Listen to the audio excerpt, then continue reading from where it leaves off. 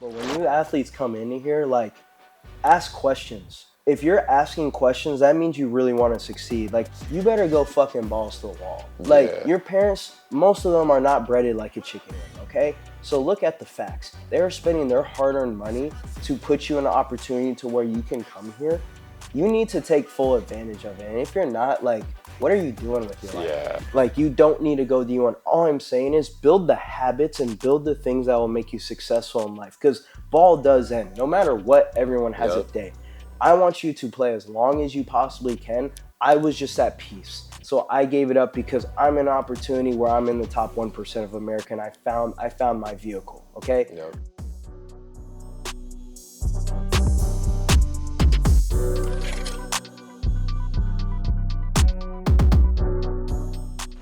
Well, thank you guys for joining us today. My name is John Larkin. I'm the host of New Wave Certified, and with me today, I have a very special guest, Naeem Smith. Naeem, I'll let you go ahead and introduce yourself, man. Thanks for coming in. Appreciate you having me on, bro. And you have an absolute sick spot. Like, this is really cool checking it out. And, you know, to see your actual progression, man, this is freaking dope. Yeah. So, yeah, appreciate you having me on. But I don't know. What do you want me? How do you want me to introduce myself? Yeah, I mean, just kind of talk a little bit about like, you know, how we met, where you've been, and where you are now. Cool. We met during COVID, if I remember correctly. Yep. Yeah, it was at City High. So we met on the field. We weren't supposed to be on the field, just because I know COVID was a whole debacle. But I remember you were like training, you know, just having like cones out, different stuff, and we linked up there, and it was pretty cool because there was a couple group of people up there as well. We were, you know, training, playing football. So yeah. But a little backstory: I went to City High. You know, it was all state there. We never made it past quarterfinals, unfortunately, in football. But then after City High, I went to Ellsworth, and then played 2 seasons at Ellsworth. Was a JUCO All-American, and then Rice ended up offering me, so I went down there, played a couple seasons. Was all conference down there. Unfortunately, didn't make it to the league, but I jumped the 40.5-inch vert on pro day. Had a good career. So Yeah, of course. And you kind of brought up, you know, the junior college and stuff like that, and playing 2 years there and being an All-American and all that good stuff. Kind of talk about the transition from, you know, high school to a junior college, because I know a lot of kids, like, they think JUCO, but they don't really understand the big picture. So kind of touch on that. Well, I mean, for my situation, everyone goes JUCO because of a different reason, to be honest. And so for me, I was actually a qualifier. Like, I had good grades. I had like a 3.5 GPA. That wasn't the issue. For me, it was just like I was under recruited at the end of the day. I needed a second eye. You know, I needed a second opportunity because I had a couple D2 offers. Like, Mankato offered me, which they had just won a national championship for D2. Like, very good school. And I had some NAIA offers. I just, you know, a lot of people are like, oh, it's D1 or bust, which is not true at all. And I don't suggest that because, to be honest, you should probably take that offer. You're probably not going to get better, to be straight up, or better, you know, as how we look at like the football world. But for myself, I did want to bet on myself.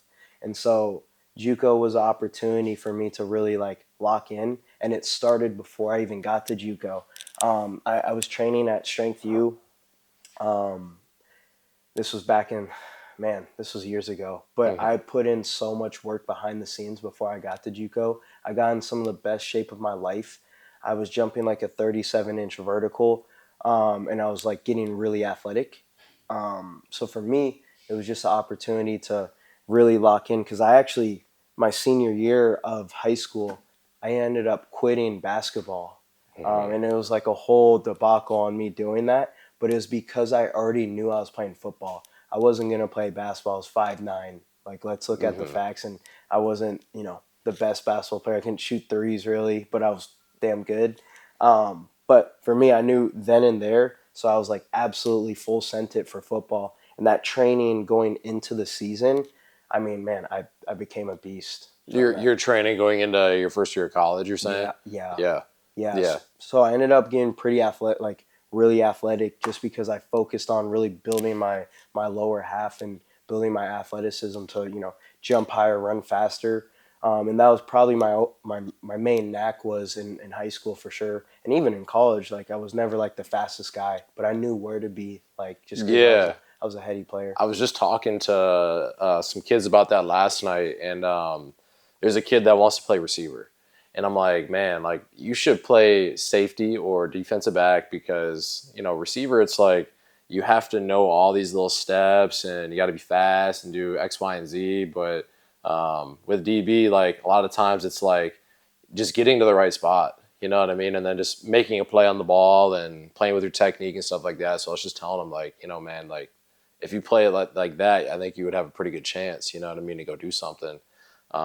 But kind of talk a little bit about the importance of, just the off-season development and what that really did for you versus, just taking a traditional approach. Yeah, and to go off of that, I guess, was it like prior to JUCO or once I actually got to Rice? Because I mean, at every level, I've learned something different because it was a higher and higher level. Yeah. Yeah, Yeah. So kind of explain the difference between the two. yeah. I mean, just look at it. It's the resources at the end of the Oh, day. yeah, definitely. It's who has money at the end of the Hmm. yeah. It's who has money. And with it, there's a different level to every step. So like going from high school where you probably just have like protein shakes, minimal recovery. You recover honestly really fast at that age too Yep. because you haven't had that wear and tear. It's a little bit different once you take that step to JUCO, where guys are a little bit bigger, a little bit faster, a little bit stronger. Your workouts are a little more aggressive. You have a little more resources to take away. And to be honest, we really didn't have much at Ellsworth. I still came back here to train also in the off season. So when it was off season, I was training with local guys and stuff, trying to stay in really good shape. And you have to keep a consistent work ethic. Not only like work ethic, but recovery. Recovery is so big, as Hmm. well as your sleep schedule, as well as Yep. eating. Like those are the little things that a lot of guys don't actually utilize. And let's talk about some facts. Like a lot of guys smoke, do drugs, like different things like that. And those are the things like I didn't do that in college. Like I just didn't party, didn't do anything. Yeah. Like I was so locked in on football and school. Like I had a really big why to get the fuck out of there. I was like, I Right. had to. And if you ask anyone, I have a guy that works with me now, and he's like, Naeem, like, he was the kid that we knew was going to get out because I didn't even put myself in that position. Not because I was lame. It was because, like, no, I wanted to do some shit with my life. Yeah, and you knew like that would slow you down. You Yeah. know what I mean? It's just going to be a distraction. It's going to slow you down. It's going to take away your competitive edge, all that good stuff. You kind of touched on, like the JUCO resources and stuff like that, and just the mindset. So real quickly, just want to touch on that because I do have like a few JUCO guys that come here. What is your advice for like trying to take that next step after JUCO? Well, the game's changed for JUCO guys, to be honest. Yeah, eligibility wise, right? Yeah, eligibility. Also, the portal. That's what I'm saying. Yeah. So when you look at it, it's completely different. To be honest, this is a new world that JUCO guys are in. I don't know all the ins and outs now, but I do know a couple things that could probably give you a little bit of like those guys a little insight to probably shift from like being here to maybe getting that next opportunity. But looking back at my time, it was like building a strong connection with your coaches. Who do they know? Ask them. Let's reach out to those coaches on the D3, D2, D1, NAI, D2 level. Mhm. Making reaching out, making sure you're building a really good portfolio of your highlights and making like putting your best plays. Like I'm talking about athleticism. Like it might not be like the cool glitz and glamour play, but like what's gonna pop out instantly because you got 10 seconds. You got Right. 10 seconds with a coach looking at it. So Yeah. what can you put on there to like be like holy, like is it a Oh, this dunk? cat's different. Yeah, like is it a, Yeah. honestly is it a dunk? Like something. It doesn't even have to be football. It has to be something athletic to pop out on the tape to just keep their attention to Hmm. at least give you the opportunity. Right. That's honestly my suggestion. Right. Yeah, because I mean, they talk about all the time, you know, like, oh, this school was on campus visiting today, or this school. You know, so it's like, man, like to your point, when you have the relationship with the coaches, they're more likely to speak highly of you when those coaches are around. So I think that's something that um, I didn't even consider really. You know what I mean? Now that you say that, you know what I mean? Yeah, going off it, it's like, are you the knucklehead? Like, no one wants a problem, and most of the dudes in JUCO have a problem. Like Yep. that's why they're there. It's because they don't have the grades. They did something to get in trouble, and then there's the fine line of guys that like you had good grades, you just didn't have the opportunity, and you have to know where you're at, and so you have to be able to make yourself marketable. And not saying kiss butt with the coach, no, Nah. just actually build a genuine relationship. Be the guy that they can actually count on, because this is your last chance. You know? Yeah, that's literally what Yeah, we were talking about the other day, man. Like, was just telling them, like, hey, you got 1 year. What are you gonna do after that if it doesn't go your way, man? yeah, Like this is your opportunity, so like, don't squander it. You know what I mean? Don't let it just pass by. Because I know you asked, and this is kind of touching back, like on our previous discussion about you were asking, like, what have I been noticing with the athletes? This is one thing, right? What I've noticed is that they don't understand, they're so young, they don't understand the perception of the time. They don't understand how much time do I have left, right? If you're in high school or college, you know what I mean? They don't know, hey, I've only got a few years, right? And then if you break that down even further, right, these little off-season periods, they become that much more important. hmm You know what I mean? So, but yeah, just kind of curious as far as like Rice and like how did that come about? yeah. Um, I mean, it started from the beginning. To be honest, like really looking at it, bro. I mean, like my first game in JUCO, I didn't start, and then I got my opportunity in the second game. I got a pick. I made plays. I was where I was supposed to be, and I never looked back. So my first year in JUCO, I led the team in tackles. I had the most picks, and then what's crazy is, I didn't have any opportunities at the end of the year. Like I thought I had a pretty good year, um, but our coaches left too, so that didn't help. Mm, And so, a lot of guys didn't end up getting recruited. And funny enough, there's guys in the league right now from that JUCO team, which is hmm. a whole story. But then that second year I came in, I was like, man, I got to get better.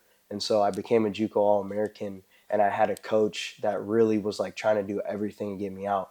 And it's like, who knows you at the end of the day? It's not who you know, Yeah. because I know Elon Musk, but he doesn't know me. Yeah, right. So from there, that point, man, I didn't get my offer until literally like 2 weeks before like signing day. Like I'm talking Mm, about, I played a whole second season, was a JUCO All American, man. literally put everything on the line, and then I got my first offer. I got, I think, two offers in the same day from Old Dominion and Rice, and then Yeah. UNI also offered me.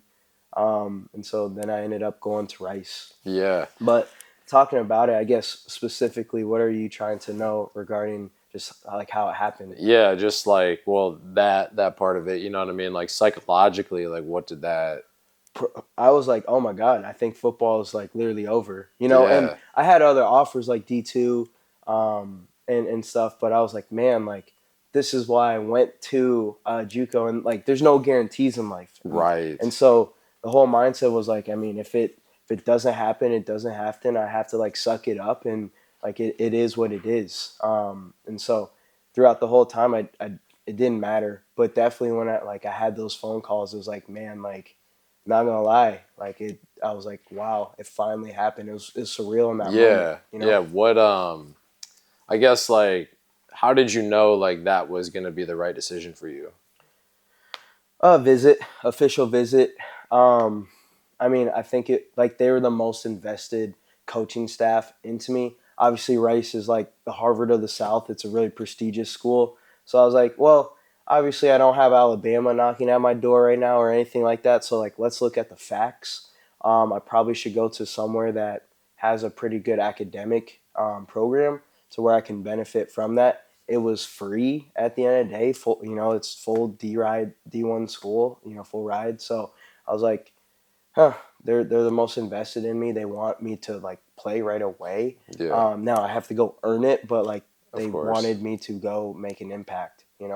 So I think it was the best of both worlds, to be able to take advantage of that. Yeah. Did you have a welcome to Division One ball moment? Um, No, because I think I came in and made plays right away. Now I definitely had like a growing learning curve right away. Because I came in spring ball, so it was really cool because I got the off season to really train and see what like everyone was. And I mean, there's guys still in the league right now from Rice, that I played with, which was so cool. You got like Luke McCaffrey, uh, Yep. like Sean Taylor's little brother, Gabe Taylor, Elijah Garcia. There's Austin Trammell, a bunch of dudes that Miles Adams. Wow. Okay, I can go down Yeah, the list. yeah, Yeah. yeah. So it's like a lot of good dudes that I was surrounded with right away, Hmm. and I could tell it was a little bit different, in regards to like athleticism, one step higher for sure. Guys are a little bit faster, a little bit stronger. So I was like, okay, my bar then even raised even more from what it was compared to JUCO, and Hmm. so high tides raise all ships. So you got to be able to bring that level if you're gonna ultimately get on the field. Hmm. Yeah, I guess to your point, like everyone's a little faster, everyone's a little stronger, like you said. Um, when did you kind of find that group or niche of players that kind of helped you raise your standards to that next level? Yeah, I was really tight with some of the defensive players. I came in with a JUCO guy. Rice didn't really bring in JUCO guys, because you have to be a qualifier first off, and like honestly, I almost didn't make it into Rice. Like, and I had good grades. Yeah.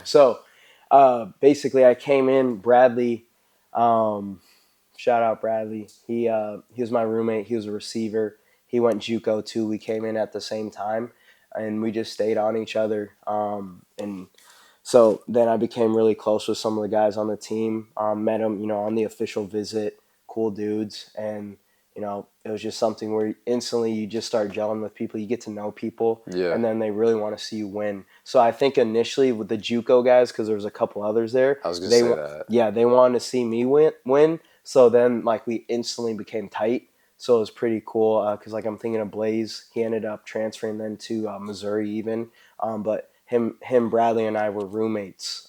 So it was like we wanted to come together. Do it together. Yeah, and Yeah. Blaze was already a stud. Like he was first team all conference at Rice, so he was someone like I looked up to right away, and like he was one of our leaders. You guys played a lot of man, didn't you? Yeah, nothing like that was our bread and butter. Cover One one. high. Um, yeah, we played one high, but we also played a lot of cover zero. Oh shoot. So yeah, we definitely mix it up because Brian Smith, he's our D coordinator. I have absolute love for Coach Smith, but he came from Michigan, so we played a lot of cover one. We had like cover zero, but like low hole help, so a Yeah, lot of the off. backer. Yeah, a lot of Yeah. off man too. We also played cover three, cover two. We did mix it up, but like our staple was cover one for sure. Yeah, I mean nowadays it seems like you see so much split field coverage. You don't really run into those true man teams like what you're talking about. Um, yeah, and then just like with that being said, like did you guys have a ton of different schemes with that, or was it kind of just pretty straightforward? Yeah, I mean, every step that you go up, there's more terminology, there's more playbook openings. So, yes, we ran a ton of different schemes where, like, you had to know it or else, you're not getting on the field, first off. So, you better know the playbook. You Yep. better have at least decent grades so you can stay on the field. You better be on time, and not just on time, you better be early to every meeting because, uh, like, I never missed a meeting. If you do, like it's a short get out. Yeah, you're We're not done. we don't want you. So the standard always raises. The nutrition goes up. Like every meal is served from catering pretty much, and Yep. like I Yep. mean everything is provided for you with the hydration, with just the recovery, like cold tub, hot tubs. like we had dry needling, all everything you needed to be able Right. to recover. Yeah, they basically just, made sure, hey, here are all the tools to make sure that you're going to be successful. Yeah. Yeah, just kind of want to visit a little bit about, um, like the different techniques that you learned along the way as far as like playing defensive. Like if you're playing, like, did you play a lot of slot nickel or? Yeah, so we played a 3-3-5. Okay. So there was three safeties on the field. So basically our strong safety was the nickel where you cover the slot receiver Yeah. pretty much the whole game. And then we had like a viper, which is kind of like an outside linebacker type safety. I sometimes had to play that due to like guys being injured or whatever. And then we had like the free safety that was over the top a lot of the time, playing like, the over the top. Yeah. So I played all. Where were you playing the most? My last year was free safety because Mm, we had injuries. But my first year at Rice, I had to play strong, so I was playing slot mhm. over the slot a lot. What would you say is the most important aspect of playing safety? Feet, you Feet. got to be able to move, and maybe not be the fastest. It speed helps. Don't get me wrong, Definitely. and you have to have some type of athleticism because You got else you're just a gonna. lot of field to Yeah, cover, you got a lot right? of field, but at the end of the day, feet and up here, like mentally, bro, like goldfish mentality. Like if something happens, who cares? Because then they're coming right back at you. So it's like you have to have a quick memory because else you're getting benched. It just Hmm. is what it is. Like you have to be able to adjust. Shit happens. Yeah. So you have to really be able to lock in and like know like big picture. I just got to do my 1 in 11. Focus on your 1 in 11. Focus on your technique. What have they taught you to do? Do exactly as they told you. Because if you're doing what they say, the coach is not going to try to put you in a bad position. You have to play your technique, focus on your 1-11, keep your feet right, know what your technique is, and follow the progression. Your eyes don't lie. So it's Right. like, see, whatever the technique is, you got to be able to lock in and hone in on that Right. Yeah. because you practice it. So you know what to do. So the Right. practice, if you're doing what you're supposed to in practice, then it's going to translate to the field. If you're not doing what you're supposed to in practice, you're going to get bombed on. It just is what it is. Yeah. I would say, to that point, like, would you think that, I mean, this kind of sounds obvious, but like that gave you a lot of confidence as far as like just kind of like letting go and letting the coaches kind of say, hey, man, like, this is what we're asking you to do. Yeah. I mean, you should want challenge. Hmm. DB, you're already at a You disadvantage. don't know what the play You is, don't man. know what the play is. So guess what? You just gotta show up and be a dog. Like you just Yeah. you just gotta want to win. Hmm. And not every play you're going to win. That's okay Yup. because you can still win the game. And everyone respects a DB at the end of the day that wants to go out there and hit, tackle, play man to man, and just go out and be a junkyard dog. Like Right. that's what a DB is supposed to be. And just go have fun and like add a certain level of just like uh, impact on the team and just like freaking want to go do it. Yeah, man. You just got to make that sacrifice. You Yeah. know what I mean? I have a handful of like high school DBs, right? And there's only a handful, right? Hmm. Because everybody wants to be a receiver, Hmm. right? Well, let me ask you this: did you go to very many college camps when you're in high school? Yeah, I went to several actually, which helps. Now, definitely, if you go to a college camp, train on your 40. That's all they care about. You run a good 40. That like especially when you're a DB or receiver, that's what gets you in the door. Same thing with the like NFL Pro Day, anything like that. If you run a good 40, you're gonna give yourself a shot. That's Yeah, really what it comes down to. sure. Is you should probably run track. That's my one demise. I didn't run track. I wish I could go back in time and like really, really hone in and run track. Hmm. That's my only advice. If you're playing DB, receiver, anything, track. Track, yeah, Track. definitely. Yeah, I know like some kids like they were even this is kind of going against my own thing, but like kids would like, maybe come and be like, hey, like I'm thinking about not going out for track. Like I think I just would rather train with you on speed. And I'm like, well, you're probably Yeah. gonna want to do track, man. I can still help you, but you're Yeah. gonna want to do track because I And mean I love track, you know what I mean? and I But would do both. Like at the end of the day, what's cool is like tracks depending on what events and stuff you're doing. I mean, if you're really gonna play DB or receiver, I'm running like hundreds, 200s, like Yeah, something like you gotta learn how to get out the block and literally get that engine going. explosion. Yeah, and then working on your top end speed Hmm. because that's the difference of running honestly like a 4.6 like I did into running a 4.5, 4.4. Right. Is that top end speed because I could get out the blocks quick. Like I was one of the quickest dudes on the field, and that's why I made plays and could play safety. But then that top end speed of how can you run that 4.5, 4.4 Right. ultimately? And to your point, you had the acceleration capabilities. I mean, you jumped to 40-inch vertical, Yeah. right? You had that explosion coming out of your stance and all that good stuff. Just curious, like what was like your max speed like in terms of like miles per hour? Treadmill. I was trained, Olympic treadmills. I could run over 23 miles per hour, almost 24 on it. So that's kind of where I topped out at. And I feel like if I could have gotten over that 24, I really could have gotten to like that next step. So I Yeah. did a ton of training and on the Olympic treadmill, which I definitely know helped me for sure in regards to gaining more top end speed because I Hmm. did get faster. And I did get more explosive. Like obviously, I jumped to 40-inch vert, so you're not going to do that without being halfway athletic. No, But no. I really focused on like my calf strength, a lot of Lower extremity. Yeah. lower half. I had an amazing trainer in Texas. Shout out Swanson Ironworks. Hmm. Man, what's crazy is for my pro day, I was finishing my master's of accounting at Rice. I was taking 18 credits in person. I would Oof. train 2 times a day. And so I would literally get up at like 5 a.m., go drive an hour to work out with Micah at Swanson Ironworks. I would drive back, go to in person classes. In the middle of the day, I would eat, do recovery for an hour, literally go back to class, and then go train with our strength coach, Coach Hans at Rice, which I need a shout out to. So literally, I didn't do anything else. I just full sent it. I don't even know how I did it, but I had 5 guys I did pro day with, and one was going through the Masters of Accounting with me, and we still talk about this day like how did we take 18 credits at Rice while also Yeah. doing that. It was insane. It's a Like huge commitment. oh my, Yeah. it was my life. Like I don't know how we even did it. It was so cool. And we were just on the phone the other day. So yeah.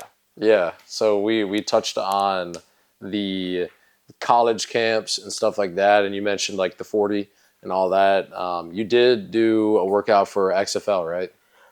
Yeah, I did an XFL workout. It was kind of like just like a big camp, Yeah. which was cool. Yeah, it was fun. What would you say is like, because as a high school kid, you're trying to talk to these college coaches, right? Now you're a college guy trying to talk to these professional coaches. Hmm. What is the difference there? Kind of talk on Agent, that. agent. Yeah. You need a good agent. Yeah, I'm not like I'm very grateful. It happened like my career happened how it's supposed to happen. Hmm. Ultimately, I didn't make it to the next step. I think I could have ultimately found some place to play, but I was at peace with football. Hmm. You I knew. retired football, just so you know. Like football didn't retire me Yeah. ultimately. It was on your own terms type deal. Yeah, and we'll get into why ultimately, but yeah, you need to have a good agent. You need to have your film ready, and you need to be in shape. A lot of guys after their pro day sit around, don't do exactly what they were doing for their pro day, and you might get that opportunity. So you need to stay ready. Right. Some guys don't get a pro day. You need to figure out how you can get to a pro day if you go to like a D2 school, D3, NAIA, or like whatever. Find a local like D1 school or D2 that might be holding it and try to get into that pro day. Man, I would just show up and just freaking do it. Like, you know what I mean? Yeah. If you could. Yeah. Because I know a lot of guys don't get a pro day. So that's where I'm forever grateful for having a pro day, an opportunity like that. Hmm. Yeah. Because we've got D2 guys. You know what I mean? I'm like, man, like you could just go out there and try to find like you said a pro day and Hmm. like go to try to make something happen because you don't know. You know what I mean? You don't know whose attention you're going to grab and stuff like that. But um, talking about what you're doing now. You know what I mean? Yeah. Kind of give me an idea, give the viewers an idea of like what's day to day for you and stuff like that. Yeah. Um, I mean, after Rice, I'm forever grateful. It changed my life. I built such good skills, a network, um, incredible people. football, like I said earlier, I retired football. Like I'm at peace with it.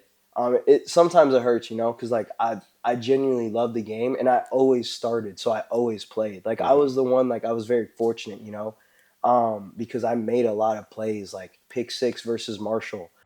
3rd down and 15 upcoming.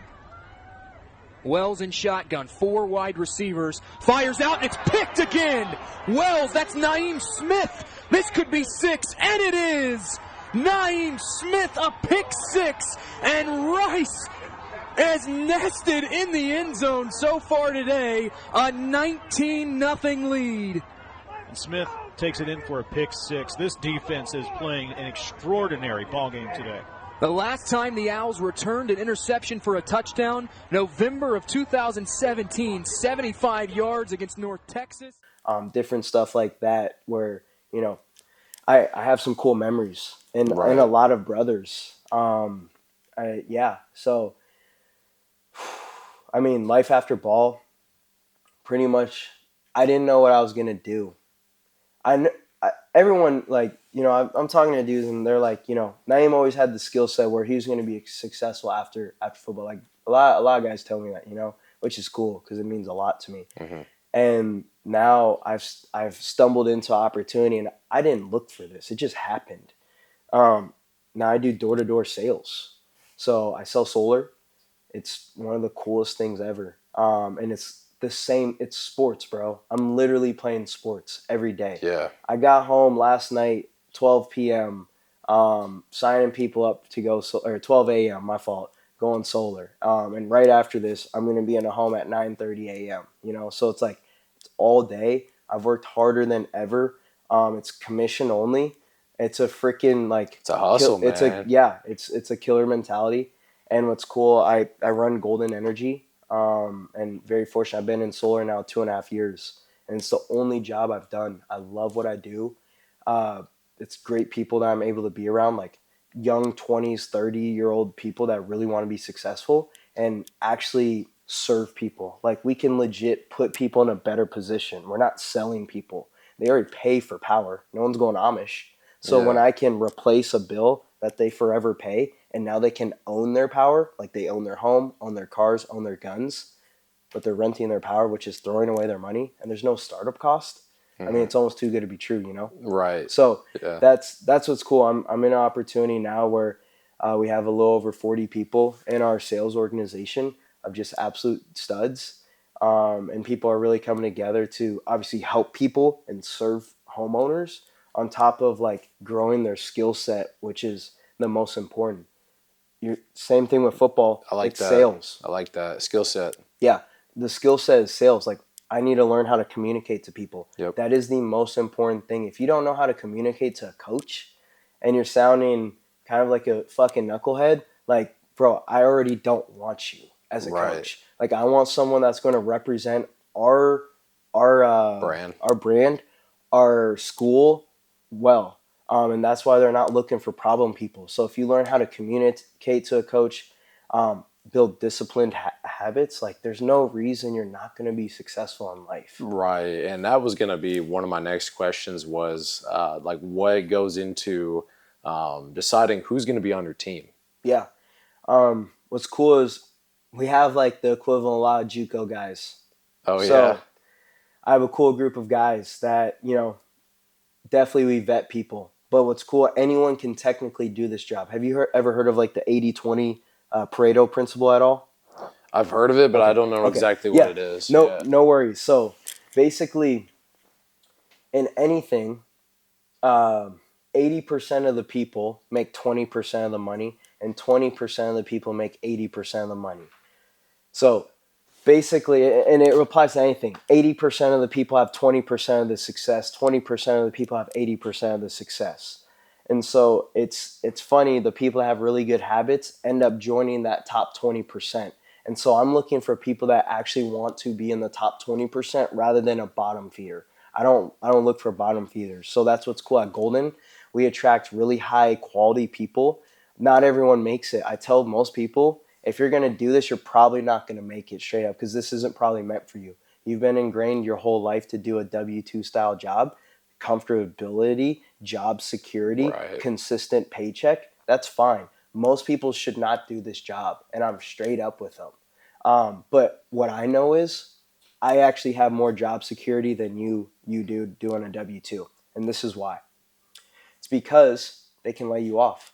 I talk to so many homeowners. I talk to 5 to 7 homeowners a day, sitting down with them. There's so many W-2 employees that get laid off.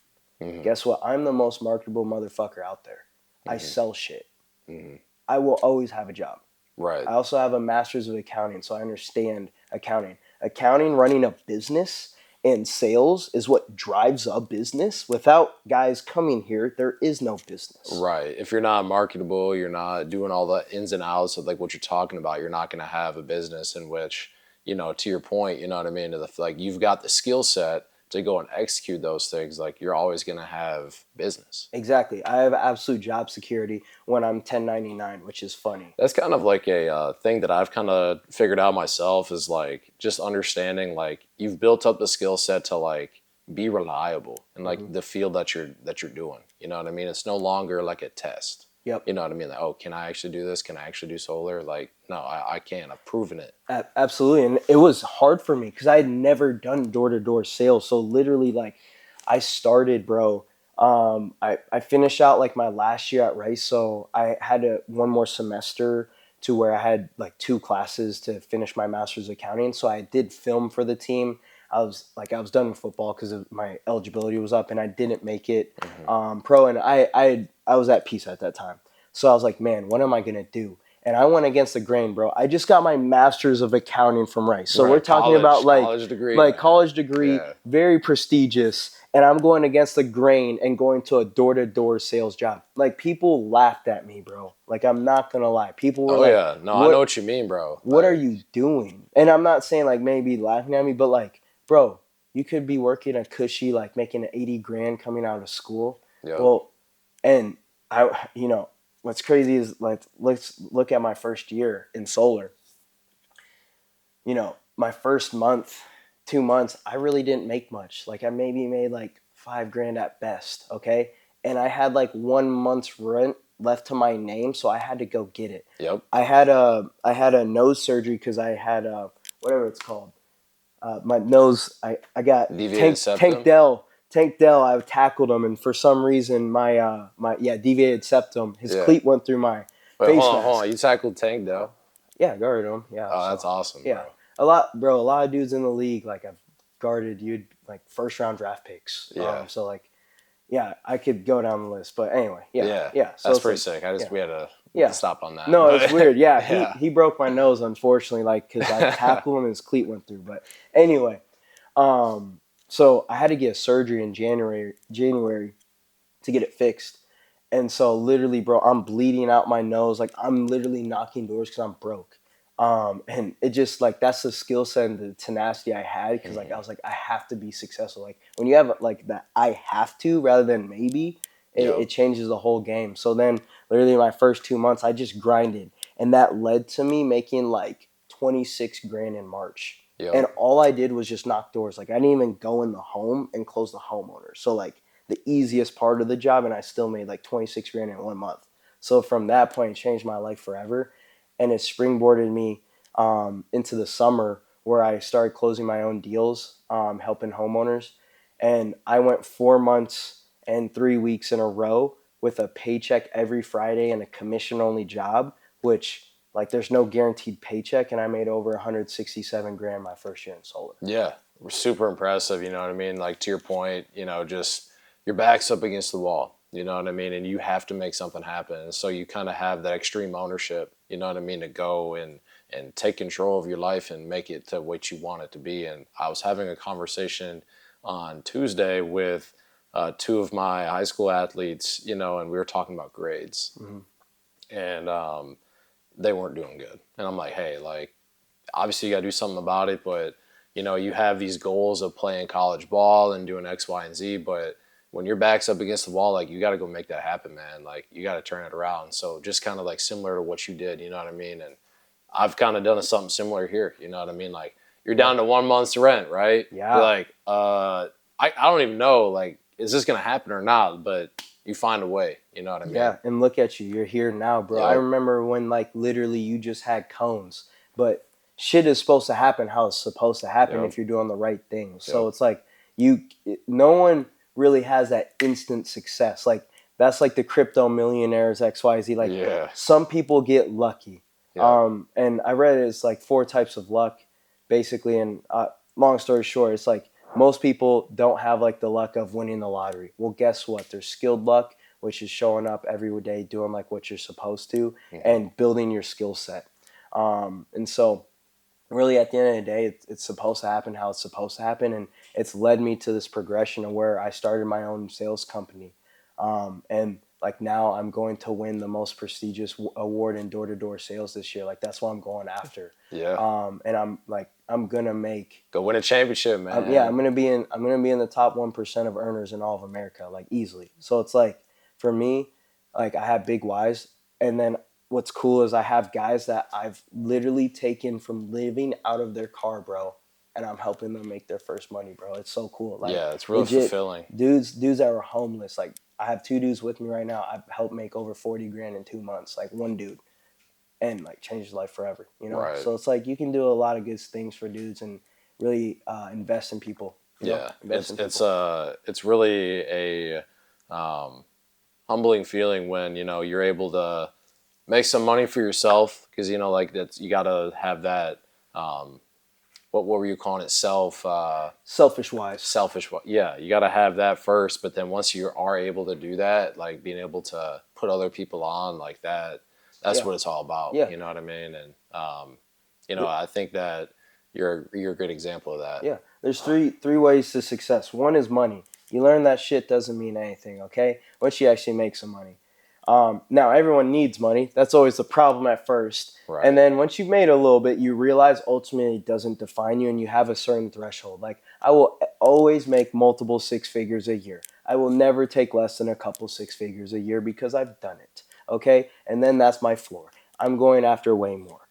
2 is helping others get success. Actually, that's 3. But 2 is status. Wanting to be the one that like did it ultimately, putting people on, being a positive impact to society, and 3 is helping others get success, like kind of recreating yourself. And that's like where I feel like I find the most fulfillment is like, bro, I am able to train people. I'm able to bring people an opportunity that's proven that I've literally made money myself. Not only made money myself, I've actually made other people money. Yeah. And that's what's really cool. Absolutely. That like, when I get a weekly paycheck that says 10 grand, 20 grand, it honestly, it doesn't move the needle for me anymore. It doesn't. Yeah. It's really cool to see like other people get their first 10 grand, 5 grand, 20 grand paycheck, and they're like, bro, like, life changing. Bro, I'm actually able to like breathe for the first time ever. Yep. Yeah, it's just the opportunity, right? Giving people the opportunity to make something of, their time here, you know what I mean? And I just think that what you just touched on as far as like, the different ways to feel that success is just what we kind of embody here, you know what I mean? Just trying to put other people on and make sure that the next man is better off, you know what I mean? So this was great, man. This is a great example of, we're here to help athletes. Like, part of my purpose is I'm here to help an athlete get better physically, mentally, but also professionally. And I think that, this latter part of the conversation was a great example of the professional side of things and what being an athlete can do for you. So I really appreciate you, bro. Bro, I appreciate you, man. And straight up, like, congrats on your success. Obviously, you're doing something right, because you wouldn't be in this position right now. And I know you've put in so much work. And honestly, for you, it's like, what's cool is you have athletes coming in. But when you athletes come in here, like, ask questions. If you're asking questions, that means you really want to succeed. Like, people that just kind of show up and do it, your parents spend money to come here. Like, you're not spending. I know most of the kids do not spend the money to come here because you're broke AF. Guess what? Your parents put a roof over your head. They provide you with clothing, food. They take you to all these AAU events like basketball, the travel. Bro, a lot of sacrifices. My mom and dad, my parents never married. My mom sacrificed a lot to get me to here. Like, spent everything she had. You better go fucking balls to the wall. Like, your parents, most of them are not breaded like a chicken wing, okay? So look at the facts. They're spending their hard-earned money to put you in an opportunity to where you can come here. You need to take full advantage of it. And if you're not, like, what are you doing with your life? Yeah, man. Like, why are you wasting an opportunity? You know what I mean? Like, it never would make sense to me. You know what I mean?